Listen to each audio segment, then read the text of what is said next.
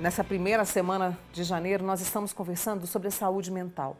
E a gente sabe, o estresse, a ansiedade, a depressão, o pânico, tudo isso faz parte da nossa rotina. E quantas pessoas estão enfrentando esses problemas? Eu diria que a saúde mental, né, às vezes ela está tão em risco.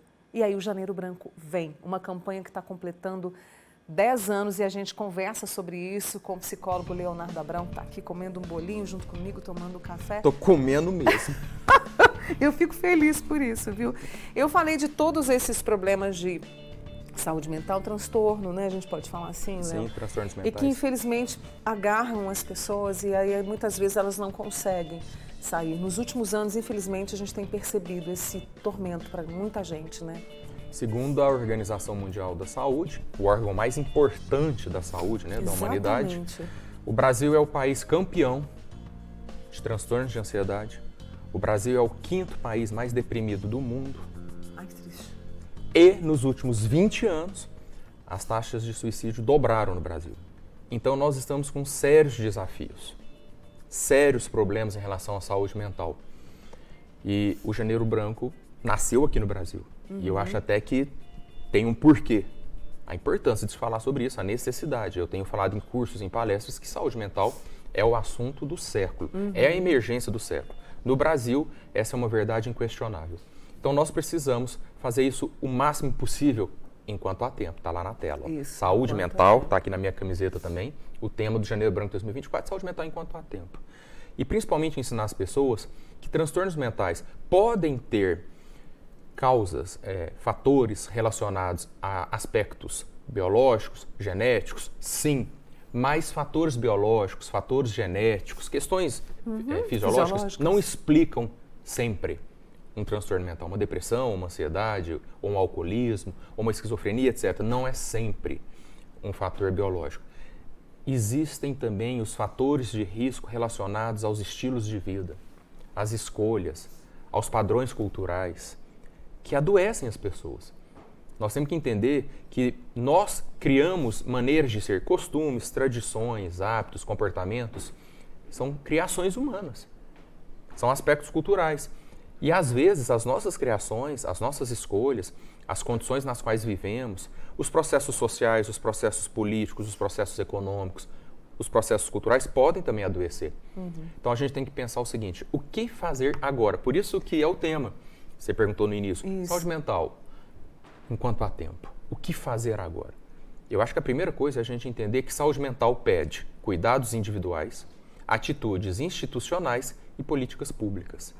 Do indivíduo ao coletivo, do particular ao público, né? Do pessoal ao social. O que cada pessoa, cada instituição e cada autoridade pode fazer por uma cultura da saúde mental no mundo? Assim a gente avança com melhor qualidade de vida.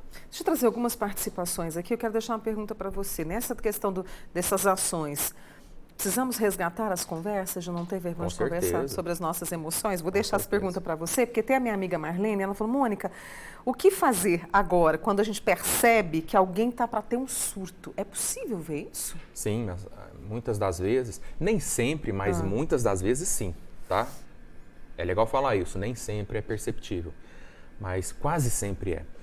As pessoas vão dando sinais de que não estão bem.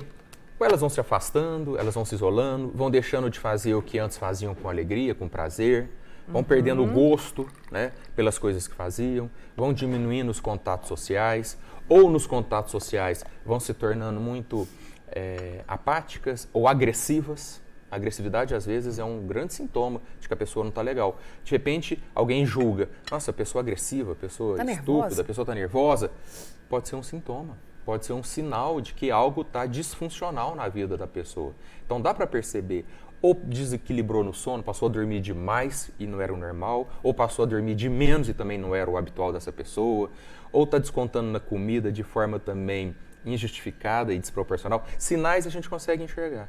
E aí, a primeira coisa é criar uma cultura da saúde mental, uma cultura do acolhimento, chamar a pessoa para conversar delicadamente, e mais do que delicadamente, respeitosamente. Porque muita gente chama para conversar querendo dar lição, querendo dar rala, querendo dar conselho, querendo dizer o que fazer. E não é assim, né? Cada pessoa tem um ritmo, tem uma história, cada pessoa tem uma sensibilidade à dor. Nós precisamos respeitar o sofrimento alheio para poder tratar o sofrimento alheio. Eu tenho uma amiga aqui, olha, nossa, eu estou precisando de apoio, pois a cabeça está cansada, eu vou preservar o nome dela, estou estressada, tomo remédio para acalmar. E aí entra uma outra questão, que nós mulheres na menopausa, a gente tem uma oscilação muito grande, né? A gente se percebe mais melancólica, mais triste. Ela falou, olha, tudo atrapalha, eu choro muito. O que ela pode fazer? Esse é um assunto importantíssimo. E não só... Fiquei preocupada com E não só em função da menopausa. A condição da mulher na nossa sociedade machista, isso também é inegável. Basta ter o mínimo de sensibilidade pessoal e social para enxergar o machismo, enxergar o racismo, enxergar a homofobia, enxergar os preconceitos e as violências. Mas o machismo faz muito mal aos homens, porque eles se acham de ferro e não são, se acham intocáveis e não são, né? Mas faz muito mal às mulheres também. Muitas formas diferentes de violências simbólicas e violências concretas.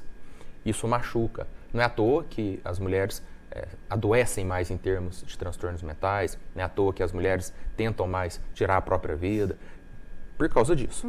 Na menopausa, a situação se agrava, porque há uma transformação biológica muito profunda, muito radical, que mexe com tudo.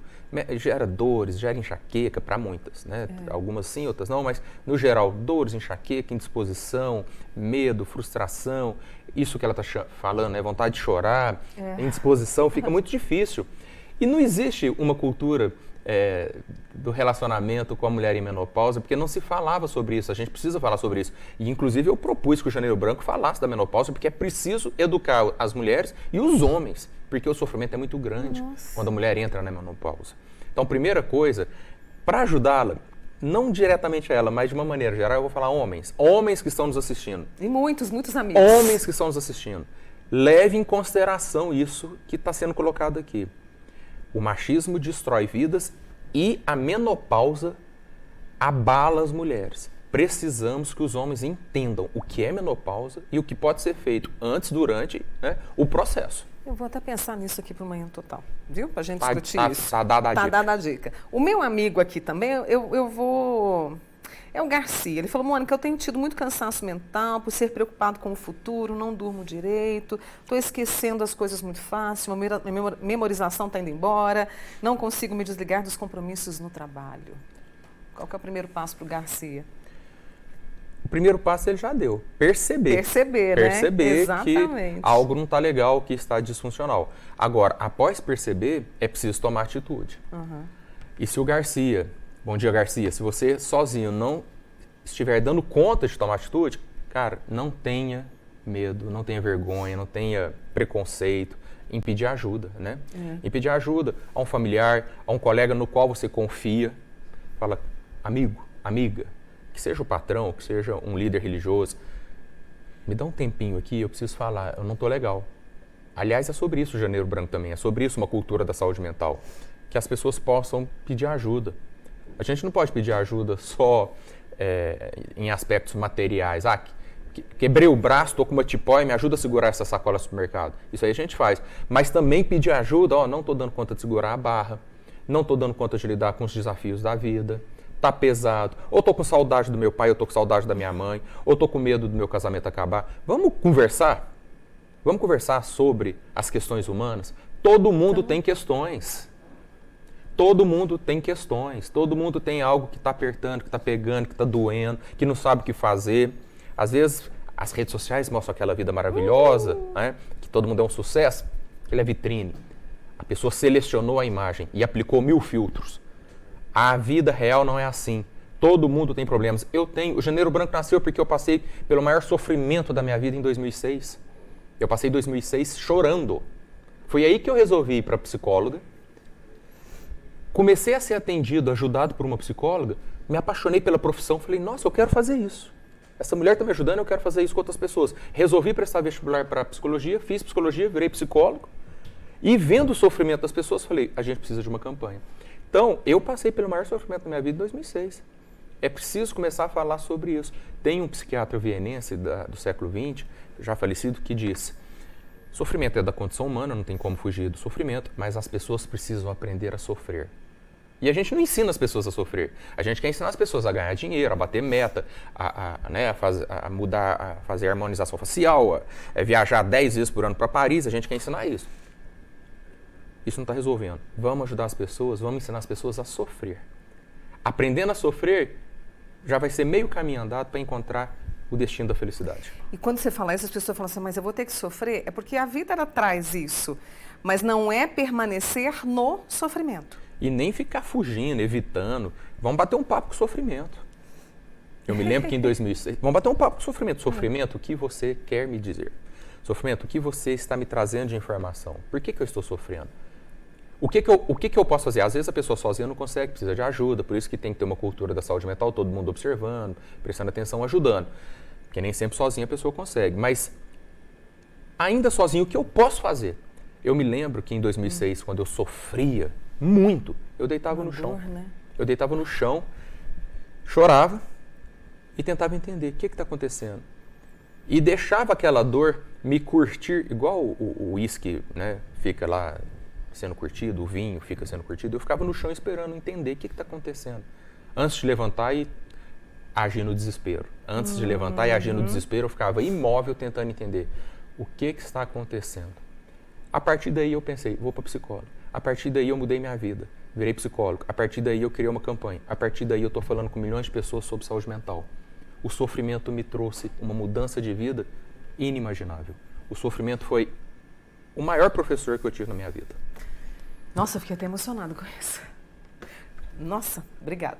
Obrigada, viu? Tamo junto, sempre. Tamo junto, sempre, né? E bebendo café. E bebendo, tá bom esse café, não tá? Tá com gostinho de chocolate? Eu nunca dei entrevista na minha vida realmente bebendo e comendo. Hoje eu tô tranquilo. Então fica à vontade, eu quero trazer aqui, antes da gente encerrar, quero trazer aqui o abraço da Mainá, e ela falando principalmente as mães solo atípicas. É um outro tema que eu tenho que trazer aqui. Obrigada, viu, Mainá?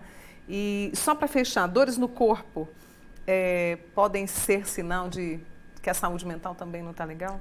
Quase sempre. Se a gente pensar pela perspectiva da medicina integrativa, holística, né, quase sempre dores são sinais de que algo não está legal a partir daqui, tá? Quase sempre, não estou dizendo sempre, por isso que é legal ir no médico, doutor, está doendo aqui, me ajuda a entender.